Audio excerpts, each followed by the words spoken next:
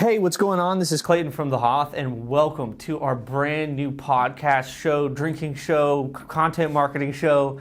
It's called Keywords and Cocktails. And today we have our special guest, Rachel Hernandez. Hello. Welcome to the show. Thank you so much. So the concept of this is we are going to be making a really cool drink, showing you guys how to do it, and we're going to be talking about all kinds of different things from keywords to cocktails to SEO to content marketing and a lot more. So I think this is going to be a lot of fun. We found a way to drink and work at the same time, so hope you guys enjoy the show. Let's get into making the drink right now.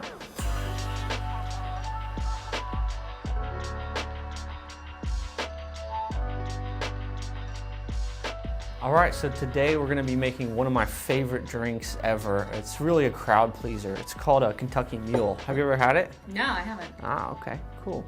It's pretty simple. It starts out with 2 ounces of Maker's Mark or any kind of whiskey you have laying around. It's not really a whiskey forward or anything like that. It gets a lot covered up, but the whiskey just gives it a really nice touch. Mm-hmm. So yeah, 2 ounces of Maker's Mark. Throw that in there like this. Second thing we're using here is the Fever Tree ginger beer. Check this out. Oh. So it's not ginger ale. Ginger beer is definitely different. I love Fever Tree. Gosling's is another popular one, but Fever Tree is just delicious. And it's a little more spicy than ginger ale would be.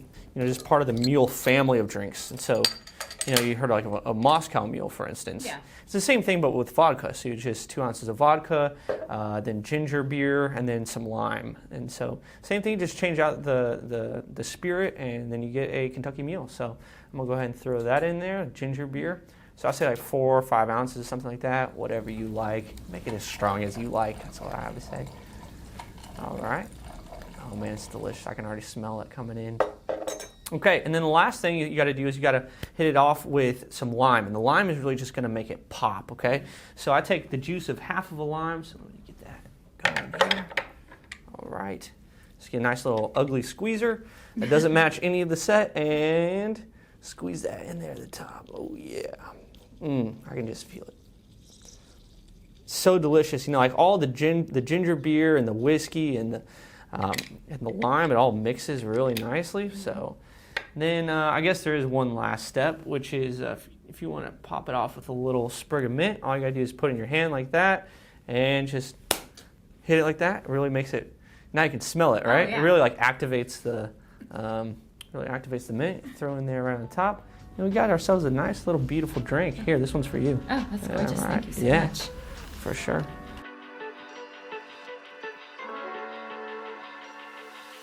All right, well, welcome to the show. Thank Cheers. You. I hope you like the drink, yeah? I love it. All right. Man, it's delicious. So I know you as the head of our entire content department. You run one of the biggest departments here, have hundreds of people underneath you. But for those that don't know you, you want to give a little background about how you got here and your history in SEO and all that? Yeah, I mean, so I guess it started when I decided to become a writer and made what should have been a massive mistake in 2003 when I became an English major, right on the eve of the recession. And so Smart, yeah, I know. My parents Good trajectory. Totally thrilled, yeah. So, and back then things were different, right? Yep. So I decided that I did want to follow my passion, and but there wasn't really digital marketing as we know it today. Yeah. So I went to school. I did creative nonfiction. I started to try and get into teaching because I felt like that was the only viable path an English major could have. And then all of a sudden, it was sort of like the heavens opened up, and digital marketing just became this thing that people like me who were creatives who weren't necessarily going to write a novel or work in a publishing company, all of a sudden there was a ton of opportunity for us. And so I waited tables for like 14 years and kind of hustled my way.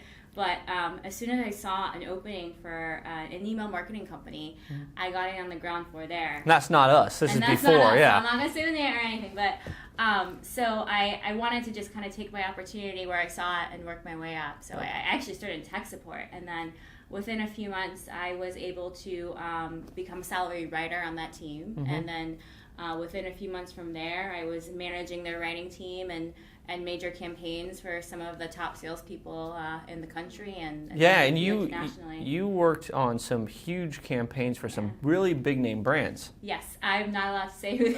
I feel like I'm not allowed to say who they are.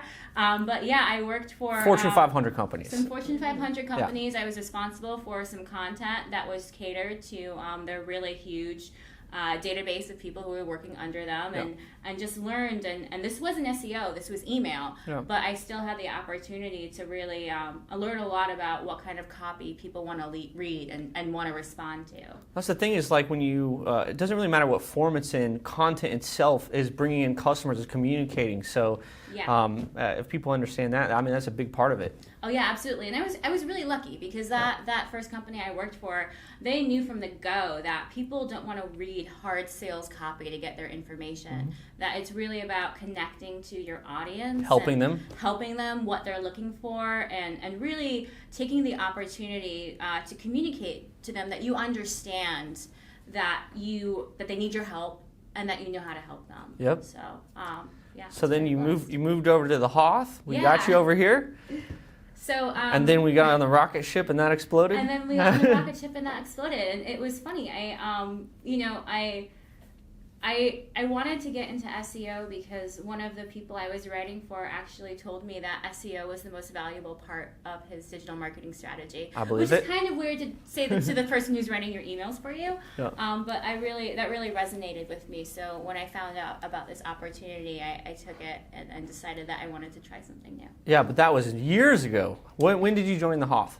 I joined the HOTH in it was July of 2016. Yep. And initially came on because you guys decided that you were going to start a content product. Yeah. And that was HOTH Blogger. And we, I came on because y'all sort of saw that the writing was on the wall. At the time, the HOTH was really links focused, which is still super important, but I think you really recognize that links and content together are really the partnership that somebody needs to succeed with their SEO. Yeah, for sure. I mean, so many people in SEO are just focused on links, but the reality is you need something to rank, and Google loves content. Like, sites that are going to get lots of traffic, you need content, and our customers need help with that.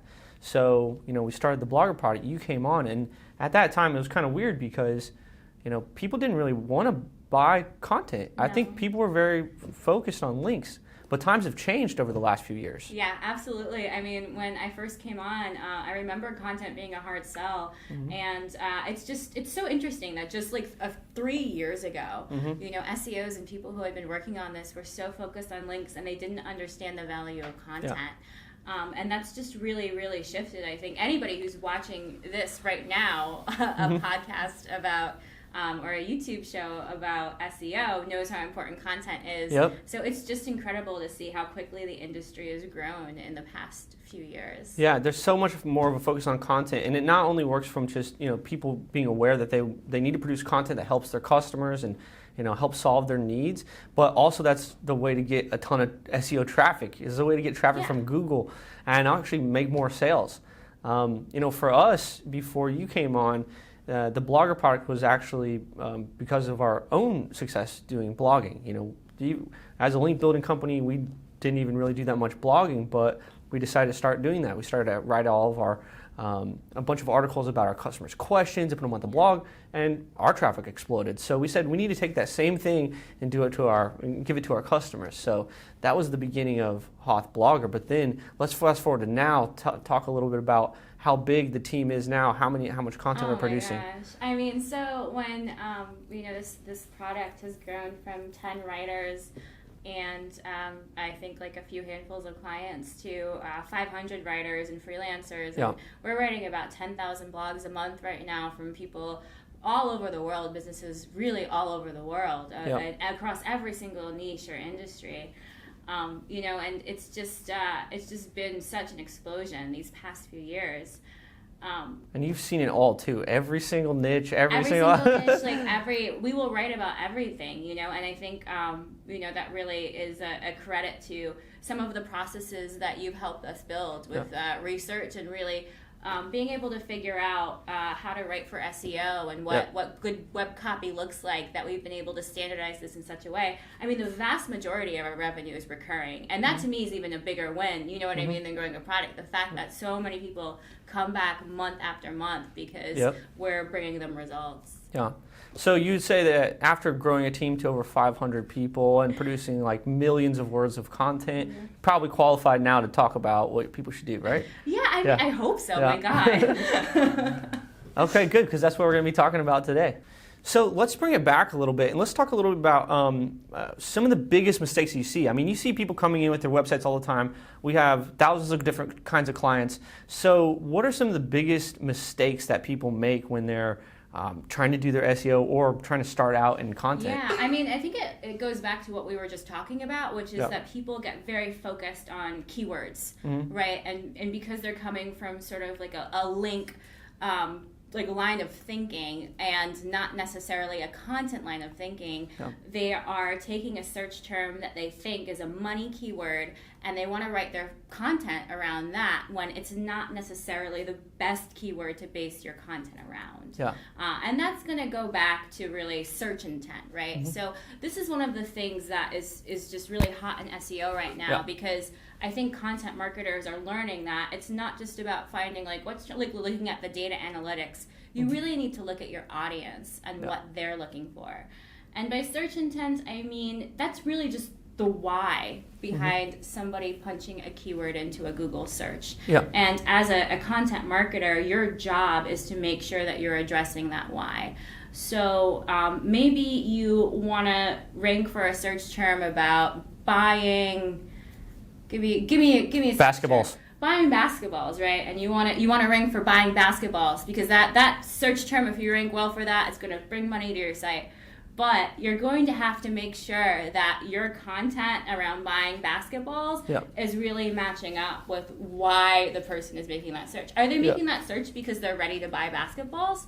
Your content's got to be based around what that keyword actually means rather than just sort of stuffing something in there that you want to rank for even though it's irrelevant to what they're looking for. Yeah, that's super important now. So to kind of bring it back for someone that's never heard of search intent before, it's just like a lot of times when you search in Google, what actually comes up is different than the type of content you have on your site.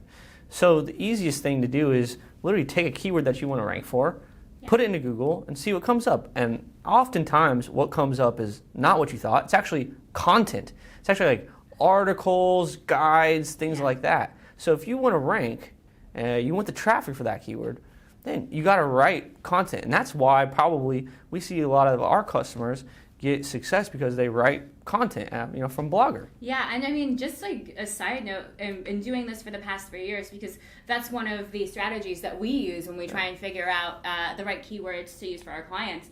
And it's just been incredible to see how much more content is ranking in Google than it had. Like, it's been over the past few years, it was always home pages, product pages, service pages. But I challenge anybody to do a Google search now for a key term that they want to rank for, and I can almost guarantee that you're going to see some content on that first page, and that's new and that's very exciting for people like us. Yeah. What would you say to people that just start thinking like, oh man, I don't even need a blog? Well, first of all, you're wrong. I mean, blogs are probably, in my opinion, the foundation for your SEO. They're the foundation for your site because Google wants to send its users to the best possible answers to their questions, and that is what blogs are designed to do. So, but how do blogs produce ROI? How are you actually going to get leads and sales from writing a piece of content? Most people, you have a product page, you want people to land on that, you want people to buy. So how is blogging or producing other types of content, how's that actually going to drive sales? Well, let me break it down for you, Clayton. All right. So when somebody wants to buy something, right, they most of the time are going to go through a sales funnel, right? Okay. And so what they're going to do is when they first have an idea of something they want to purchase, be it a service or a product, they're going to want to learn more about it. They're going to have a problem that they're trying to solve. And so what they're going to start with is a Google search where they're researching what to do about their problem. Yep. And that's when your blog comes in. Mm-hmm. If all you do is have your product pages and your service pages, they're already going to the other guy who has that blog set up that's already helped them with their questions. Yep. And hopefully that person is linking to their product or service pages within that blog. But they're keeping them engaged. They're building that trust. They're building that authority. They're not going to come to you just out of nowhere. You want to be able to really establish that relationship first as somebody they can trust to buy from. And that's what your blog is for. Yeah, I like that a lot. I think a lot of times, if I'm searching for like a service or I need something, and it's actually something important to me, if I land on a site that just has a sales page, I'm not ready to buy it. No. And then I, browse around their site, and then if they're answering the questions that I have, I feel like they're an authority. Like I trust them so much more because they know what I'm going through, right? Yeah. And that's a really great way, I think, that people can start thinking about, I don't need a blog. Well, basically, it's not about a blog. It's about answering their questions, right? It's about your audience. Yeah. If you understand your audience, you're on the phone every day trying to sell things to them. They have all these questions. So instead of just saying it every time, write it down. Write down your answers. Write down the answers to your questions. Put that on your website, and people are going to be able to convert from that. That's where you're going to get the ROI, the leads, and the sales, right? And then you don't have to have a bunch of people on the phone making outbound calls all day. Yeah. I love it. People are converting automatically. Yeah, that's my favorite. Warm leads. Ooh. So a big question that we get a lot of people think about is like, how much blog content should I create? What's my cadence? Is it like 1 post or 10 posts? I mean, you see Neil Patel putting out 5,000 posts. What's your recommendation for how much content how should they think about that? Yeah, I mean, okay, so I'm actually going to say the more content, the better, right? Yep. But I understand that not everybody can post 5,000 times a day, times a day, like Neil Patel. Yeah. So I would say the bare minimum is going to be 2 times a week. And Okay. when I say that, that's really the bare minimum. Yeah. We've seen HubSpot studies. I think this is very easily Googleable for anybody. Google HubSpot's like traffic study with content. There's 16 blog posts a month. And that's really the threshold where you see a difference, right? Anything under that, you might as well be not blogging that much at all. Sometimes that's not realistic for people, though. How they're thinking like, man, can I get 2 pieces per week? What am I even going to write about? Yeah. What would you say to those people? I would say there's a ton of services out there that will create those blogs for you. And I would say for those pieces of content too, that's going to be like it doesn't necessarily have to be like a 2,000 word like banger post. Those pieces of content, they could be 1,000 words, they could be 1,500. They can be evergreen. They can also be of the moment, things that are happening in your industry. Yep. Because those are really how Google wants to see that you're relevant, right? Yep. And one of the ways that you show that is by blogging consistently. Yeah. Because you're going to say that you are an authority in this field, you know what's going on, you are able to address the needs of your customers on a consistent basis.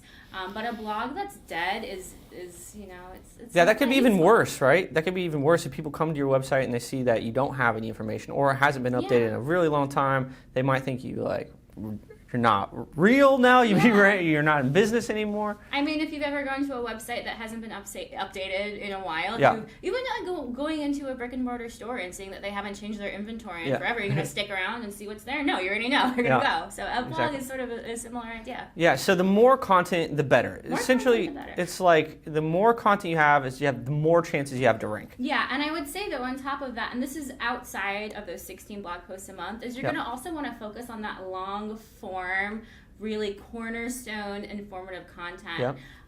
And that's going to be, I think, and that we're going to see more and more that sites that have those 2,000, 4,000, 5,000 plus articles are going to be the ones that are really ranking in the search. Yeah, so let's talk about that a little bit. People ask a lot, like, how long should the blog post be? Should I do quality or quantity? All this type of stuff. Let's talk about, so there's been some kind of changes in Google over the last few years. Yeah. More recently, we've had the Medic update come out. Yeah. You want to talk a little about what's changing with that? Yeah, and I want to say one thing first, because I think it's sort of a weird, I don't know why we have to pick between quality and quantity, right? Why I agree, are these things mutually exclusive? Yep. Like, why can't a long blog post it should be the best post on your site. You shouldn't have to pick between, that's where you're really pouring your research is. So I would say quantity and quality. Yeah. Why not both? And so I like that a lot. Yeah, thank you. Well, so that also ties into the medic update, right? Yeah. Which, and I'm sure you're going to have some things to say there too. If people don't know what the medic update, let's explain that a little bit. And you can feel free to jump in. So as far as end of last summer, it was like summer of 2018. Yeah, there's been some rolling updates, so okay. Let's just talk about it in general. Sure. So basically there was this core algorithm update, and it was perceived to have mostly affected sites about health and wellness and well-being, which is why it's been coined the medic update. And what people were really seeing is that content that didn't necessarily have sort of a really authoritative, expert, trustworthy sort of vibe was getting punished or sort of seeing some significant drops, right, in traffic.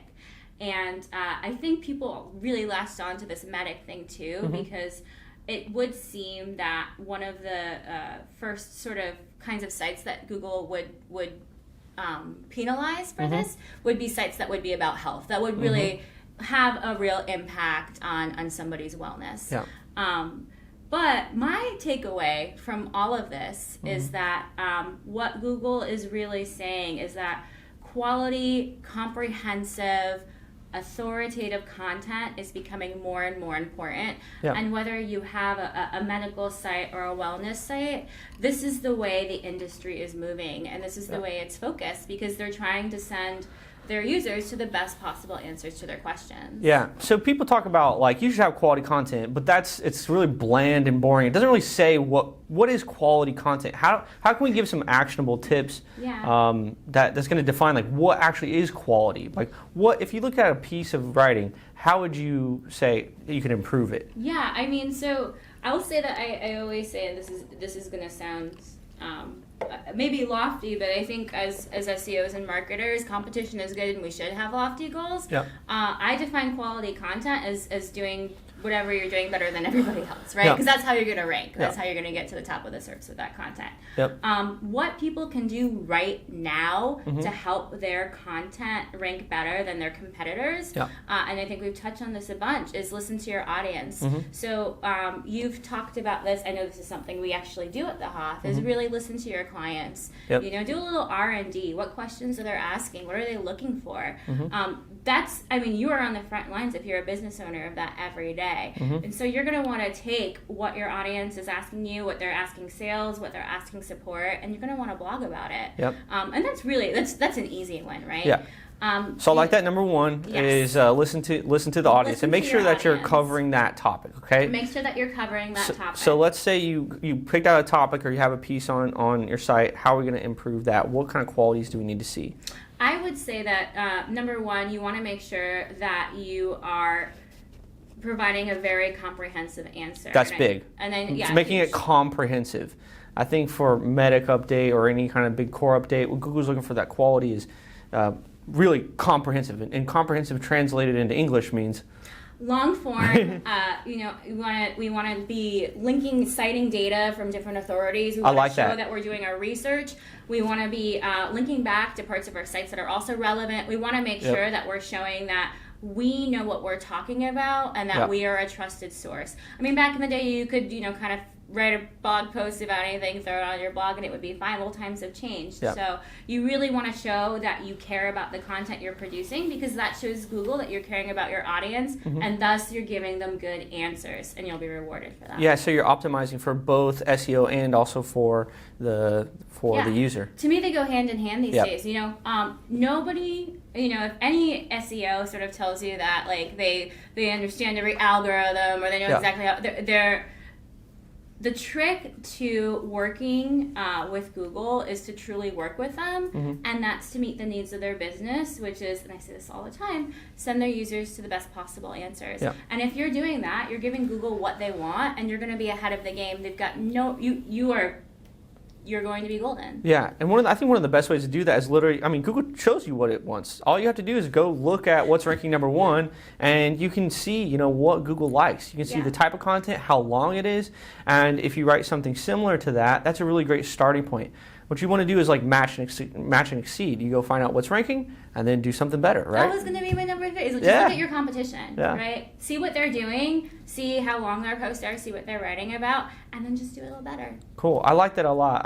You can see like the last few years, things have changed. People have shifted from just links to now they're opening up to the blogs. And the thing is, you can use blogs on not just for SEO. I mean, it's content. You can use it for lots of other things. Yeah. All right, in this next section, we're going to try something pretty fun. There's a lot of people that wonder, like, I have a blog, but what am I going to write about? So we want to do something live. We're doing it live right now. I'm going to pull out, we have a little box of industries. All right. And I'm going to pull a random industry out of this box, give it to you, and you got to come up with 2 ideas of a random blog topic that they could write about that's going to help them attract their audience. Are you ready? Absolutely. All right, maybe we need one drink before we get into this. Yeah, you ready? Here we go. Cheers. All right. So I'm going to mix up my magical box, come up with a weird industry, and you got to figure out, give us 2 ideas of blog topics that's going to help them attract their audience, okay? So here we go. All right, first one, underwear. All right, so this is an underwear selling company, I suppose, I mean, like I have Hanes. a blog already. How did Clayton come up with underwear? Well, this is this is really general, right? So underwear is so general. Is it men's underwear? Is it children's underwear? Is it women's luxury underwear? Yeah, I mean. Exactly. So, as you know, I've never. Let's pick one of those. I've never never find it. personally worked in the underwear industry, right? But I'm sure that there are questions that people are looking for when they're trying to make a purchase, right? Yeah. So I'm even thinking, oh God, I can't say that on camera. This is when it gets fun. I'm trying to think of a boyfriend for his girlfriend or wife or something. Yes, actually, that's really great because, okay, so let's say that you wanted to sell women's underwear. Sometimes women aren't the only people that buy women's underwear. No. Men buy women's underwear. Yeah. Have you ever been to a Victoria's Secret the week before Valentine's Day? So maybe you would write a blog post, something like gifts to give to your girlfriend for Valentine's Day. There you go. Gifts to give to your girlfriend for Valentine's Day. That would be an amazing post, I think. Yeah. And you could really easily slip in underwear in there. Sure. And I think a lot of people, are really interested in fashion and feeling good about themselves and feeling well. And, if you ever watched Project Runway the way that I have, you know that Tim Gunn says that underwear is the sort of foundation to how an outfit works. So maybe I want to know what is best to fit under certain pieces of clothing. And I really want to make sure that I don't have any lines, I don't feel uncomfortable, and so I would probably look that up if I was trying to learn a little bit more about underwear. Yeah, so it's really about defining, first of all, what are you selling and what is the audience, and what are the things that they're looking for, what are the things that they're concerned about, questions they have, and then actually crafting content for it. So I like this. You can even for like a weird industry like underwear, you can actually come up with cool blog ideas. Yeah, I think we have an underwear blog going. Yeah. All right, ready for the second one? Let's do like rapid fire. Fire All right, ready? Okay, got it. Okay, let's go. Here we go. Dun, dun, dun, dun, dun, dun, dun. Okay, farm equipment. Again, weird one. Man, the producer of the show is making it hard. All right, farm equipment, go. What's the audience? Okay, my audience for farm equipment are going to be farmers. Okay. And I think that's a pretty simple one. And let's see, if I was looking for somebody who was a novice, maybe I would say how to take care of my farm equipment during the winter months. Yeah. I would maybe do some articles on where to find farm equipment for a really good price. Maybe you can find them at like expos, somewhere cheap. Maybe I would do how to refurbish farm equipment for resale. Maybe I would take a look at which pieces of... I don't either. That's the thing about it, is like, if you know the audience, you know the questions that they ask you every time, then it's easy to write content, If you're a farm equipment owner, this should be easy for you. Yeah. Just what are the questions that they have? All right, let's get another one. Ready? Yeah, ready. All right. Laundry detergent. Oh, okay. Yeah. I mean, so... laundry detergent, maybe some people have allergies to certain things. So which ingredients in laundry detergent are, what are hypoallergenic laundry detergents? Okay. Would maybe something I'd be looking for. Yeah. How to best take care of my clothes so that they last a really long time. How to get out wine stains from white clothing. Yes, how to make sure you get the Kentucky Mule stain Yeah. out of those slacks. Yeah, absolutely. What are the problems that they have? You know, what are the problems that they're going to have right before they purchase your product? That's a great way to start. Yeah, exactly. All right, one more. Ready? All right, that's it. Dun, dun, dun, dun, dun, dun, dun, dun. All right, that one's like pretty much the same as the last one. So we're going to go to the next. All right. Let's see here. We got cybersecurity. Oh, fun. Yeah. Okay, for cybersecurity, I think there's all different sorts of audiences for that, right? Sure, So you could yeah. be like a business owner, you could be just like a private citizen, Mm-hmm. you could be worried about your kids at home. So I'm going to take on the business owner, 'Kay. right? And I would maybe I would say how to train your staff in order to keep their information secure. Yep. Maybe I would do phishing scandals that have happened over the past few years so people know I what like to look that. for. Yeah, examples of phishing, because yes. if you're concerned about teaching your employees about phishing or something like that, you want to see examples of it or make them conscious Yeah. and aware. I Yep. think this would also be like a really good opportunity for somebody to do a case study maybe of something Yep. that had happened with one of their clients when they use their equipment. So Yep. blog content also, like some evergreen blog content can be case studies too. You don't always necessarily have to write like something very broad. So, Yeah, there's lots of types of stuff. I think you mentioned like news articles, guides. What else? news articles, guides. You could do some very visual blogs. You could Yep. do infographics. You can use video. Not everybody is, necessarily, Gonna read? so into the written word, right? It's You can really take the good to written get blog. dynamic. Yeah, you can take the written blog and turn it into a video. I'd say and I think you would agree. We found a lot of success with case studies too because Yep. people really want to see results, right? Yep. A lot of the time, and I think peppering your evergreen content that's always going to sort of rank for those same key search terms Yep. with case studies can be super effective. Yeah. Cool. I think that was super fun. I mean, we know essentially like nothing about these industries, and we're all ready to kind of hopefully show, some little tips of like how you could start generating ideas. Yeah, absolutely. Cool. Yeah, this is fun. Thank you. All right, so let's talk a little bit about links. As people in SEO, they love links. But one of the things is like to get good links, you kind of got to have something to link to. So you want to talk about that a little bit? Yeah, I mean, so and I love links too, by the way, right? But links actually are still a big ranking factor. they're a huge ranking factor, and just because we're talking a lot about blogging doesn't necessarily mean that links aren't. As I think we said earlier, those two go hand in hand. Yeah. They're You really need important. both. You need both. It's an important partnership. But the thing about links, especially as the industry is evolving and changing, is that you need something valuable that somebody wants to link to. And the industry is shifting in such a way that that's not necessarily going to be your homepage, your service page, your product page. And that's because even though those pages are so important to your business, they are not necessarily important to an audience that isn't yours at the bottom of the funnel. Yeah, how are you going to get people to link to your product pages? Why would they do that? Why would they do that? So really, I think the new strategy for getting not any backlinks too, but really valuable backlinks in 2020 and beyond is having something that we call here a linkable asset.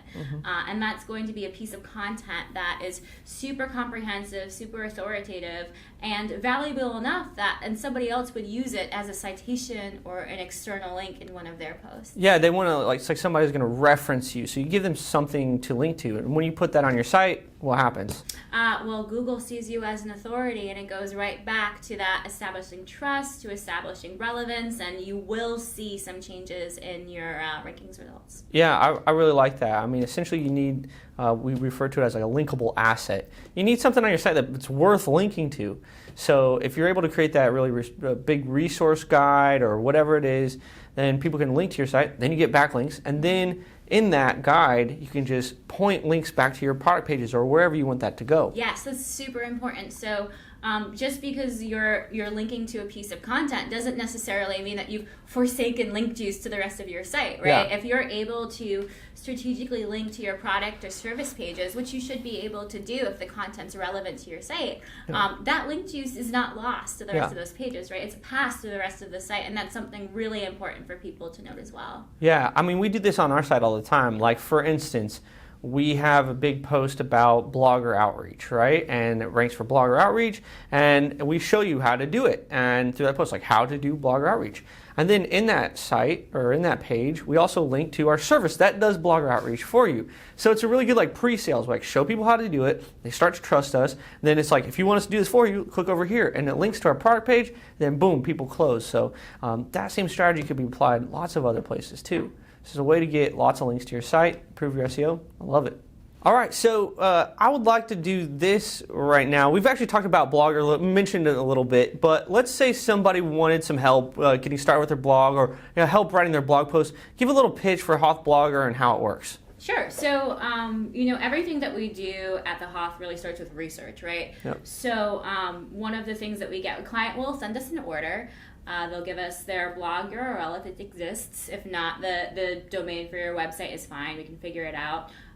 We ask for your target audience. We ask for any search terms that you're interested in ranking for. So if they have ideas, they can send them, and if not, we actually can do all the ideation ourselves. So we have a few different tools that we use. If you'd like to do some of this stuff at home, we use sites like Answer the Public. We use Reddit. Mm-hmm. We also have a few paid software services that allow us to see what content's trending in the industry right now. We can take a look at what's ranking in the SERPs, and we can sort of do that competitor research from there. And then we actually will not start writing on a topic until a client has approved the subject, the headline itself, the keyword that we are targeting, and the meta description. So if they don't know what to write about, the team actually goes out and finds topics and pitches them to you. Yeah, and just like we were talking about, we take a very much of an audience-first approach. So we really see what the target audience is searching for in Google, and then we write content based around that. Cool. And then from there it goes to our amazing writing team, who some of them have been with us for 3 years since the beginning, which I think is very rare, right, for industries like in our industry. So that's very special for us. It goes to an editing process. One of the things that sets us apart is that you can do unlimited edits. So if there are things that you'd like to tweak, that's fine. We understand that the content going on your website is really important. That's today's that's today's store. And so we really want to make sure that everybody is thrilled with everything they get from us. And what does the acceptance rates look like for your pieces? Oh my gosh. Well, it's pretty incredible. So 96% of all content we send to clients is accepted the first time we send it. That's awesome. And why is that? Why do you think that is? I think it's, I think it's because we really, we take the time to do the research, as I was saying. I think other services similar to ours might have like a revolving door of writers coming in and out, but we have people who have literally been working for us for years. And so they really know what they're doing. They really care about the work that they do, and they really care about providing a quality product. Cool. So if people want to check it out, where do they go? They should go to thehoth.com, and there is a service page. It's content, and they should click on that blogger link. We also have, this is a fairly new product, but it would be on the same sale page. If you're in an industry that requires a little bit more sort of attention to detail, I'm talking like medical, legal, if there's sort of something where you need an expert to really do that deep dive. People ask that all the time, like, can you write about my niche? Yeah, we can. So it's called Blogger Pro, and that's where you'd be able to find people who actually are experts in your industry and have been published like in accredited websites in your niche before. I like it. Awesome. All right, so we're going to wrap up the show with one more section. It's a rapid fire. It's your 3 best actionable tips that people can take right now to get more traffic with content on their site. You ready? Okay. I got it. Tip number 1. Know your audience. Figure out what they want. Number 2.